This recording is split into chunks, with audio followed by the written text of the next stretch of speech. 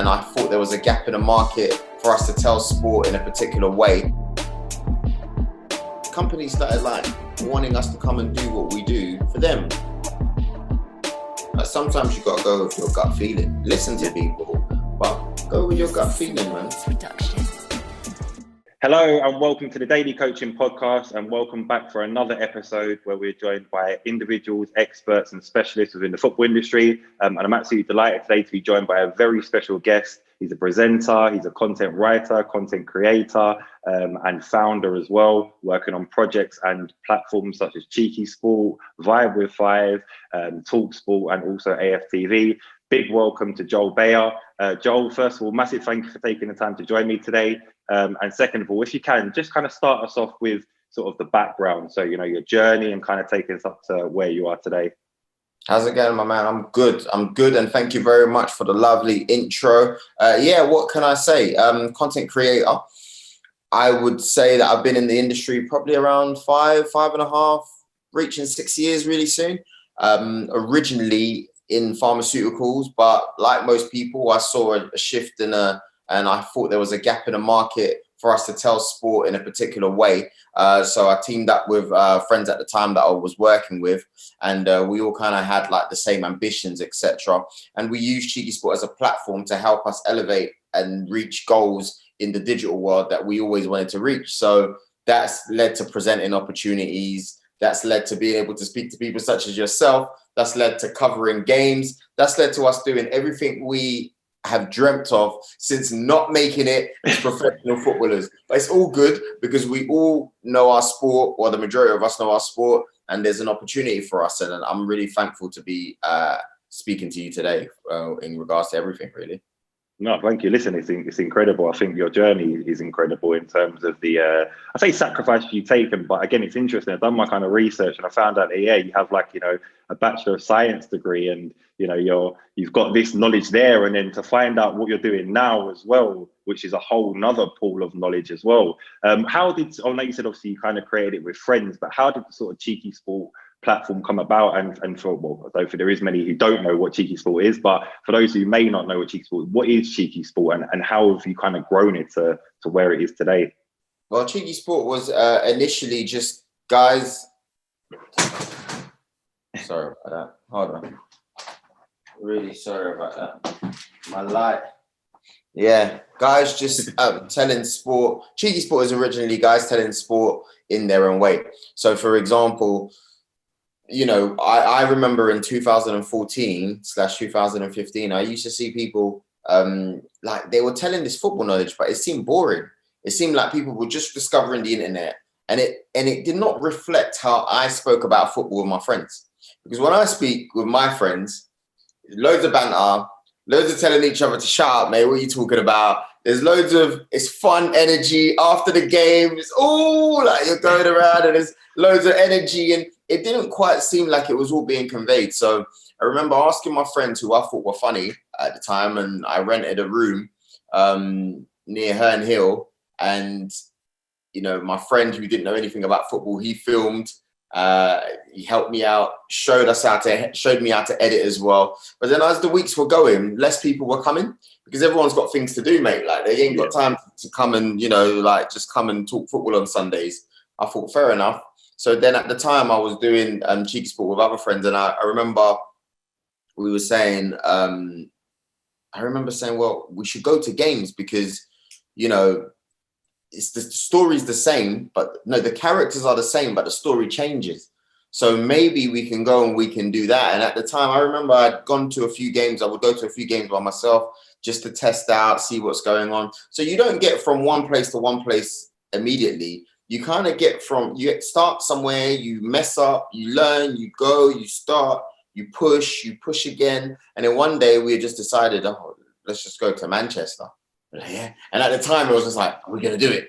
Like, yeah, so, and then we went. And then I remember at the time meeting other friends there with other channels, Adam McCullough from Full Time Devils. And I just thought what he did was so cool. Like, you know what I mean? I just thought, right, Adam McCullough, I can't believe this guy. Like, I just loved his job, And he was really nice. He really took us in, and it's funny because at the time I do Vibe with Five with Stephen Howson now, and I remember the first time Howson saw us, he just hated us, mate. Hated me specifically. Do you know what I mean? It's funny how things go around, because now me and him are on the same show, and I mean, we've been good mates for years now in general, but it's, you know, it was just a new thing. I remember seeing Andy Tate go viral, and you're seeing Andy Tate and you're like, oh my gosh, it's the guy on the internet. And literally it started off with pure love, pure passion. But then, because we were good at what we were doing, companies started like wanting us to come and do what we do for them. So the likes of Sky, the likes of, you know, we couldn't believe that Sky knew who we were, you know. Seb Lozado, fantastic guy at Sky. He's probably super senior now, but he was one of the very first people to be like, hey, I really like your stuff. And at the time we were doing shows with Laura Woods, you know, and Smithy, and, you know, that was huge. And then obviously BBC and a whole bunch of other stuff. It was really good, really good. Happy times. But then I remember I was working in the pharmaceutical industry, and I was feeling stressed because you've got 2 jobs. You know, I used to live in Luton, come back, travel. I just had a baby. It was all over the place. But then in the summer of 2016, I quit full-time work just before the Euros. I was just like, I'm not coming back. And it was tough, because just because you quit work, people think, hey, he's got more money than when he left. Like, I had less money than when I was working, but it was worth it. You know, we had good people that helped us on the way. At the time, we had people like Marvin from Slash Football, all these fantastic people that I'll never forget on the journey. Like you had that helped myself, Akeem, Jermaine, and Dave at the time, who used to be with us. And so yeah, it was interesting times. And as the years have gone, you've seen your ups, downs, you've seen things that have gone well, things that haven't got well. But I kind of realized that creating content is always going to keep you up there and in there somewhere, you know, having good relationships. I can come on to you today and you can be like, oh, Joel, it's so great to have you, mate. In a year's time or something, it could be me like, mate, please, man, just let me interview you. You know what I mean? And it's not to say that I don't want to interview you now, but I'm saying who knows, you could be the next Chunks and Philly in your own way. So that's why for me, I'm always up for building relationships. And I know I've spoken a lot, but it's just to give you the honest feedback of my journey. And that's why I respect content creators, bro. Like, I respect content creators, whether you got, you know, 10 subs, 10K subs, 50K subs, 100,000 subs. What people do, you have authentic relationships with them. Some people you click with, some people you don't. Don't look down on people, because the same person you're looking down on, next year or the year after, you know, they'll remember when you made them feel like trash. And we're not here to make people feel like trash. So be nice to people, man. Like, that's it. No, 100%. I think there's a few things you picked up on there which I totally relate to. I think number one, like you said, the whole thing of people think you're doing incredibly well. Like, you know, from my example, like my Instagram's doing okay. Don't even bother looking at the other social media platforms. You know, like you said, such low followings. But for me, like, followings has never been a thing. Like you said, I think something which I found out over this last year is, like you said, the ability to be able to create effective relationships. And for me, there's this big thing, especially within, like, say, for example, the coaching world. People, when they go into like environments or meetings and things like that, they network with people. But for me, networking is one thing. Building relationships is a whole nother thing, because networking is just saying, oh, hi, my name's David, you know, how you doing? This is what I do. Building a relationship is, like you said, being able to, you know, like I said, you met someone a couple of years ago, all of a sudden they didn't particularly like you because, do you know what? Let's be honest, everyone kind of is a little bit, not even necessarily envious, but they kind of think, well, you know, are they doing something similar to me? And what is it they're doing? Yeah. And you might not even see the threat, because you can look at someone, you can go, why would they not like me? They've got like 200, 300,000 subscribers, or you might think that. But the reality is, bro, what happens is everyone feels protective of this thing that they've built. Do you know what I mean? And they don't, but they make the mistake of not wanting to shed light with other people. Don't get me wrong, I'm not saying I do interviews for everyone, because there's some people that are clearly out here trying to leech, bro. They're just trying to, and you can see that when they're in position, their attitude's going to change. People are so stupid. Sometimes you'll do a little favor for someone where to them it's massive, but I've already decided I'm never going to do anything for you again, because you can see someone's attitude change literally. And because people, you know, they can be all the humble and whatever. And to be honest with you, I make a line where I think, right, I'm not going to have this relationship, and I don't care, because it don't matter how big you are in the future. I'm not going to care anyway. So I've mentally already prepared myself for all that kind of stuff. And you just see people's behaviors and how they talk. And, you know, before they want something, sometimes people's manners are superb. Then afterwards, and it's just, and that's just me. You know, I know that not everyone's going to be nice. We're in an industry where some people, it's all about the numbers. It's all about you being relevant. It's all about, they don't care about anything else, which is fair enough. But as long as you know that and the person knows that and it's clear, that's fine. What I don't like is the fake persona. Oh my gosh. And then one day, you know, they start talking to you as if they're too above you and they're all really difficult. Like, I think you emailed me. I mean, people don't have to follow everyone. I get it. But you emailed me. I was like, oh yeah, sure.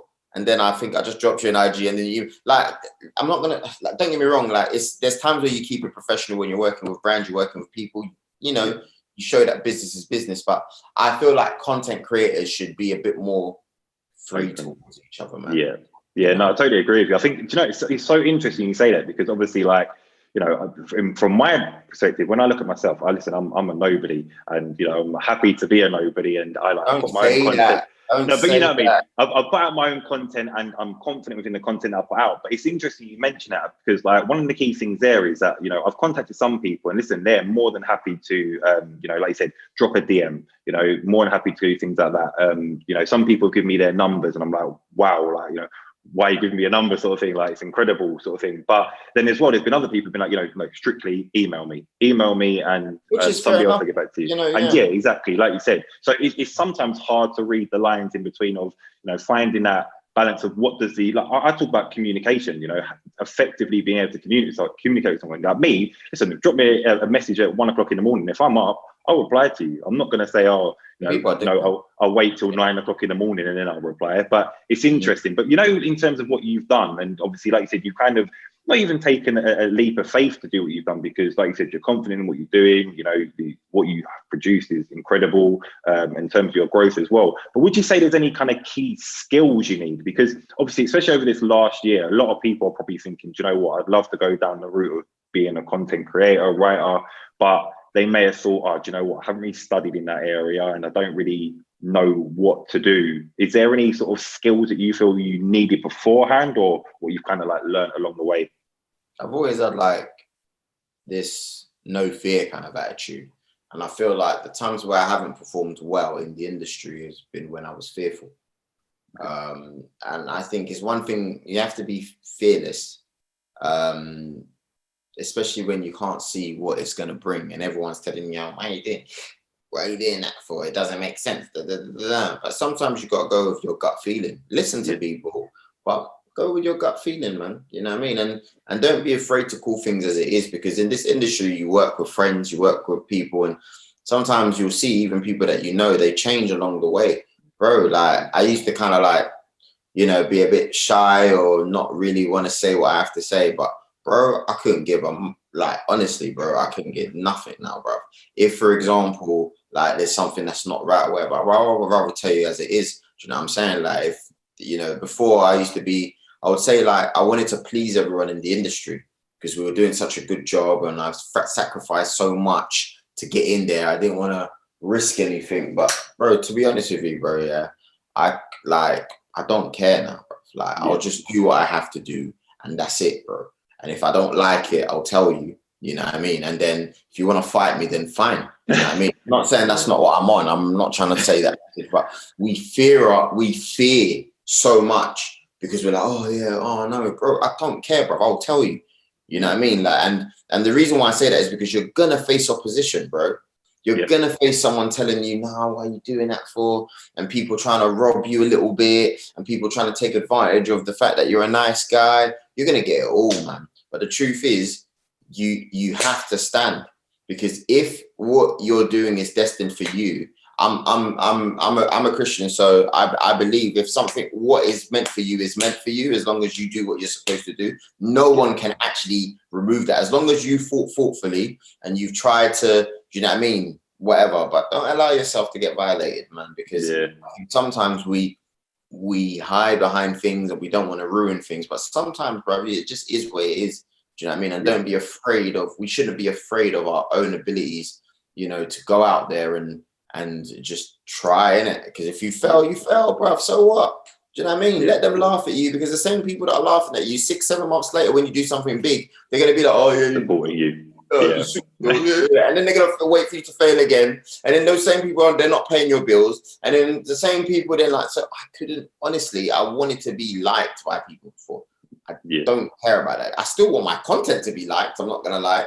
But, bro, as far as individuals, I've only got like a handful of people that I can say, if I'm not in this industry, they'll be my friends. So why do I care? Yeah, 100%. I think it's interesting as well, because like you said, obviously, I agree. I think a lot of people go into it thinking, oh, you know, they want to be liked and they want people to like what they do. But what's interesting is that, like you said, the character that you are and the thoughts and opinions in which you have, people like.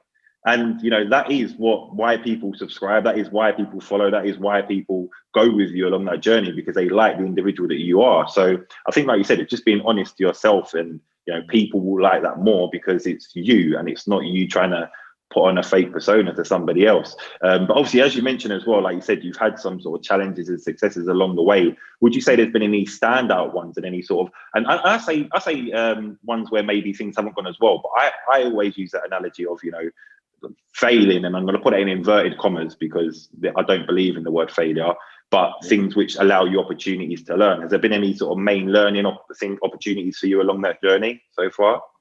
Almost every week, man. Some of them are through success, some of them are through failures.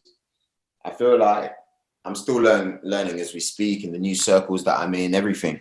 I feel like we shouldn't be afraid of being who we are from day one. And I keep talking to you, but you're probably like, how's that a failure and a success? Because sometimes we fail because we weren't honest to ourselves, and whether that be to the content that we create, or that whether it be to the ideas or what we thought about something or whatever it is. I'm at the stage now when I tell companies, and I feel like I have a better relationship with them. If we're doing feedback on something, I'll say, you know what, that's good, but this is not good. I don't really like this, because otherwise I'll just be doing it purely for the money. Yeah. And when you start having those conversations, and it's kind of like, oh yeah, money, that big word that everyone's afraid of when they're whatever. Let's have the chat. Do you know what I mean? Like, I feel like failures where you think that someone else can hold your career. And you think that, oh God, I don't know, you've got this like fear. They're my failures where I've been afraid. Successes is when I've been brave to do what I'm doing. Whether sometimes you're looking at something and it doesn't have the views, but you are the only person in the world that believes in that content, even when it didn't do as good as the other content last week, or it had someone else last week that everyone liked, or blah, blah, blah, blah. And, you know, it looks bad in every angle, but you can say, nah, I like that, you know. I really like where we're going with this. Like, I did a show yesterday with for Vibe with Five with Rio Ferdinand, and I just didn't think that this show is getting the views it deserves, right?